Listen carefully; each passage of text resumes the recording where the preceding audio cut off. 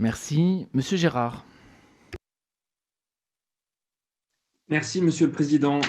Madame la rapporteure, Monsieur le rapporteur, merci pour la richesse de votre présentation qui me réjouit d'autant plus qu'en 2018, j'avais co-signé un rapport de notre collègue Frédéric Dumas qui non seulement posait les mêmes constats, mais formulait à peu près les mêmes propositions que celles que vous formulez maintenant et qui pointait également le manque d'identité de la chaîne France 4.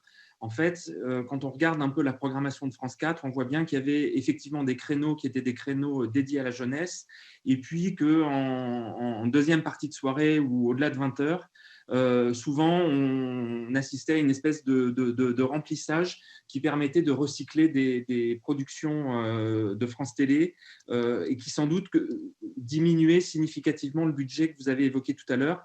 Donc malheureusement, ce rapport n'a pas véritablement été lu et il s'est suivi l'annonce ex abrupto de la suppression de France 4 et de France O de la TNT. Malgré tout, je vous rejoins complètement sur l'idée, puisque c'était déjà la position à l'époque, du maintien d'une chaîne linéaire qui soit une chaîne véritablement 100% jeunesse, ce qui forcément aura un coût et vous l'avez très justement souligné.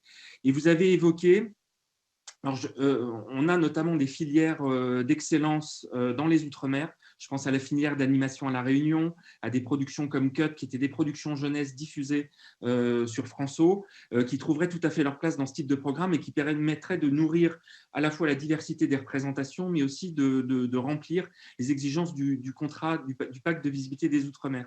Alors, vous avez évoqué le pacte jeunesse que France Télévisions prépare.